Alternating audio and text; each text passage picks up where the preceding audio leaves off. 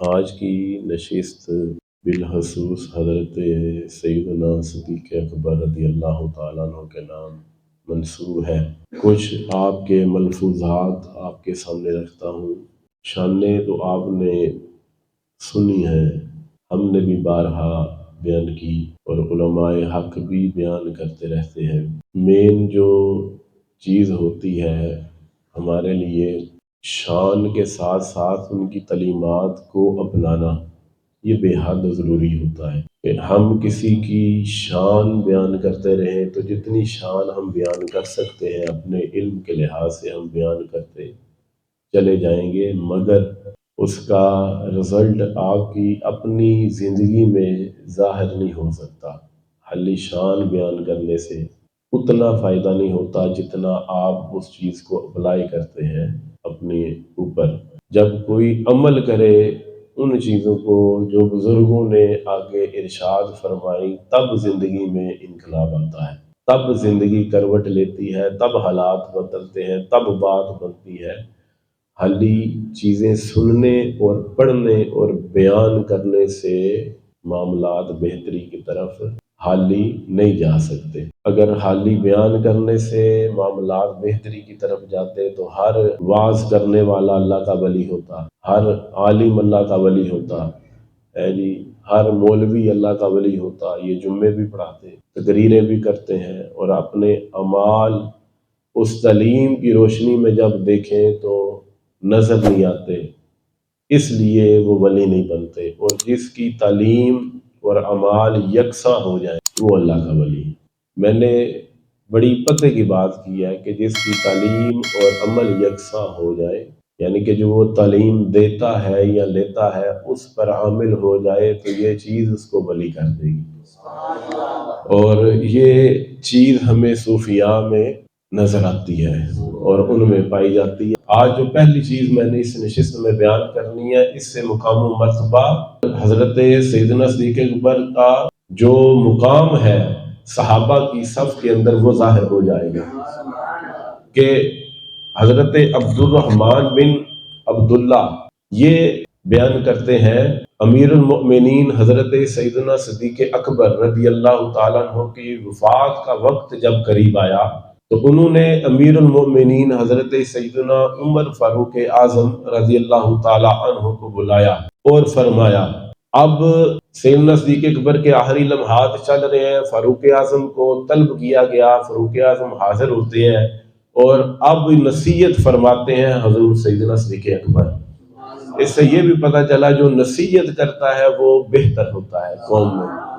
تو ایک تو یہ خلیفہ ہیں، اوپر سے یہ نصیحت کر رہے ہیں، تو اس سے یہ بھی پتہ چلا کہ یہ مقام و مرتبے میں حضرت فاروق اعظم سے بھی بڑے ہوئے، اس لیے یہ فاروق اعظم کو نصیحت فرما رہے ہیں۔ اور نصیحت کیا فرماتے ہیں کہ آخری ایام ہے، اور اس کے اندر میں یہ سمجھتا ہوں کہ اس نصیحت کے اندر نگاہ صدیقیت بھی یہ کام کر رہی ہے کہ میرے بعد خلیفہ بھی یہی ہوں گے، اس لیے انہیں نصیحت فرمائی بلا کے خاص، اور اسی سے ہم آج کی گفتگو کا آغاز کرتے ہیں۔ ہماری اس ساری گفتگو جو ہے یہ امام اصفہانی کی تصنیف سے میں آپ کے سامنے رکھ رہا ہوں، اور یہ امام اصفہانی یہ چھوٹا بندہ نہیں، امام ابو نعیم کو جو لوگ پڑھنے سننے جاننے والے ہیں، یہ ان کا بڑا قد ہے علماء کی صف میں، اور صوفیاء میں ان کی اچھی خاصی قدر ہے۔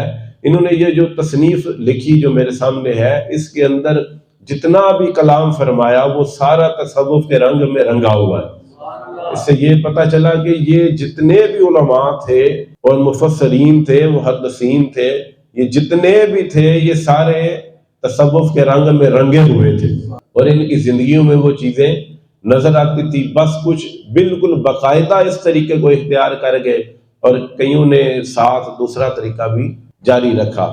بہرحال دونوں ہمارے سارنگو کے تاج ہے، یہ جو اس راستے پر چلے علماء کے یا صوفیاء کے، دونوں طریق ہی جناب رسول اللہ سے جا کے ملتے ہیں، اور دونوں لوگ اور دونوں گروہ ہی اہل حق کے ہیں۔ آپ نے فرمایا ہے عمر، اللہ سے ڈرو اور جان لو جس عمل کو اللہ نے دن میں ادا کرنے کا حکم دیا، اگر وہ رات میں کیا جائے تو اللہ قبول نہیں فرمائے گا، اور جس عمل کو اللہ نے رات کو کرنے کا حکم دیا وہ دن میں کرو گے تو اللہ قبول نہیں فرمائے گا۔ یہ اب انداز نصیحت دیکھیں، اور اس میں یہ بھی غور کریں کہ اس قدر پیاری نصیحت ہے کہ ہر کام اپنے وقت پر ہوگا۔ اب جیسے کوئی عشاء فجر کے وقت پڑھے تو ہو جائے گی، عشاء کے وقت میں ہی ادا ہوگی، اس کے بعد قضا ہے وہ جس وقت میں بھی آپ پڑھ لیں۔ یہ صوفیاء کا امام، یہ پیروں کا پیر کیا نصیحت فرما رہا ہے، اور اس بندے کو کہہ رہا ہے اللہ سے ڈرو، کہ جس کے ڈر خوف کا اگر ہم تذکرہ کریں تو پورا موضوع بن جائے۔ یہ اس سے بھی پتہ چلا جو نصیحت کرنے والے ہیں انہیں بھی نصیحت کی ضرورت ہوتی ہے، اور ان سے بہتر لوگ انہیں نصیحت کرتے ہیں۔ نصیحت لینے والے اگر نصیحت قبول کرنے والے ہوں تو اس پر فاروق اعظم تو نہیں بگڑے جی ہمیں کیوں ڈراتے ہیں، ہم نہیں ڈرتے۔ یہ ان کا منصب تھا تبلیغ کرنا، انہیں نصیحت کرنا، اور وہ کر گئے، اور تبلیغ اور نصیحت کرنا وہ بھی فاروق اعظم جیسی ہستی کو، سبحان اللہ۔ فرمایا کہ اور وہ نفل قبول نہیں کرتا، رب نفل قبول نہیں کرتا جب تک فرائض ادا نہ کیے جائیں، جب تک۔ اب اگر کوئی شخص دن کے 50 نفل پڑھتا ہے اور اس نے فجر ادا نہیں کی، اب یہ فجر ادا نہ کرنا، وہ پوری رات 1000 نفل بھی پڑھے نہیں جاتے، مگر وہ پڑھ دے پھر بھی اس کے یہ نوافل قبول نہیں جب تک اس کی فجر ادا نہیں ہوگی۔ اب یہ نفل عبادت آپ کر رہے ہیں، یہاں پر آ کر کلام سن رہے ہیں، ذکر و اذکار کر رہے ہیں، جو رات بھر جاگیں گے، یہ ساری نفل عبادت ہے، اور فرض کیا ہے جو دن میں ہم نے ادا کیے فجر سے عشاء تک الحمدللہ۔ اور پھر فرمایا کہ آگے سنے، اور فرمایا جنہوں نے دنیا میں حق کی پیروی کی، قیامت کے دن ان کی نیکیوں کا پلہ بھاری ہوگا، اور میزان پر لازم ہے کہ جب اس میں حق رکھا جائے تو وہ وزنی ہو جائے، وہ وزنی ہو جائے، اور جس نے باطل کی پیروی کی تو میزان کو حق ہے کہ جب اس پر باطل رکھا جائے تو وہ ہلکا ہو جائے۔ اور پھر فرمایا بے شک اللہ نے اہل جنت کا ذکر اچھے اعمال سے کیا اور ان کی برائیوں کو درگزر فرما دیا۔ اہل جنت کی جو تذکرے ہیں رب نے اچھے الفاظ میں کیے اور ان کی برائیوں کو مٹا دیا اور انہیں جنت عطا فرمائی۔ تو آگے سیدنا صدیق اکبر فرماتی ہے لمحہ فکریہ ہے ان کے لیے جو تھوڑا عمل کر کے اترانے لگتے ہیں، جو جناب علی اپنے صرف پنجگانہ نماز ایک رات جاگ لی اور اپنے آپ کو جناب علی کسی مقام پر سمجھنا شروع ہو جاتے ہیں، یہ ان کے لیے نصیحت ہے۔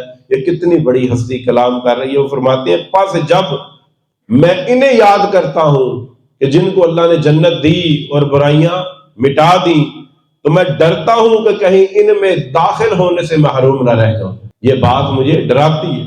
اور اللہ نے جہنمیوں کا ذکر ان کے برے اعمال کے ساتھ کیا اور ان کی نیکیاں ان کے منہ پر دے ماری، ان کی نیکیاں ان کے منہ پر دے ماری۔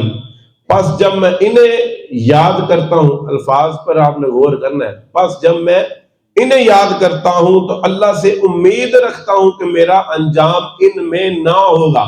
یہ امید ہے، وہاں ڈر ہے کہ جنت والوں سے نکال نہ دیا جاؤں، حالانکہ یہ ان کی عاجزی ہے۔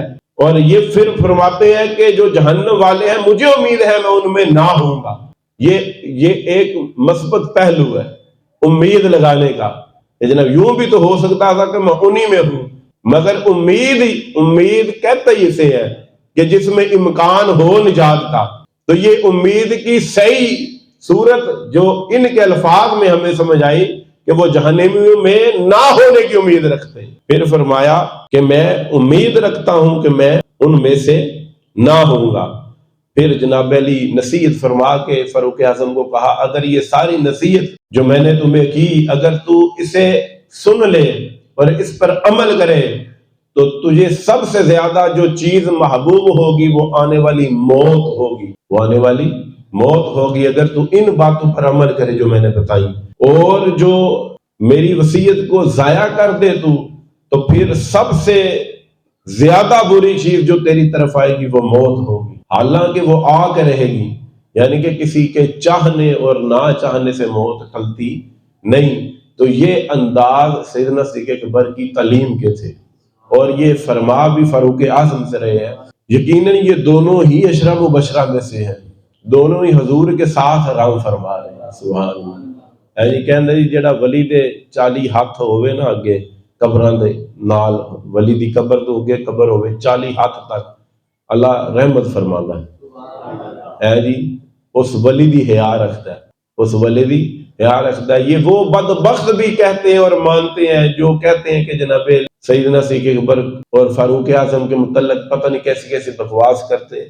یہ وہ بھی کہتے ہیں کہ جو ولی دے نیڑے ہوئے انہوں عذاب نہیں، تو جو امام الانبیاء کے بالکل قریب ہے جی، پہلا سلام جاتے ہوئے حضور کی بارگاہ میں پیش ہوتا ہے، پھر دوسرا سلام سیدنا صدیق اکبر کی بارگاہ۔ یقین کرو اس حضور کی بارگاہ میں سلام پیش کر کے عرض کرو اگلا قدم اٹھتے ہی سلام سیدنا صدیق اکبر کی بارگاہ میں۔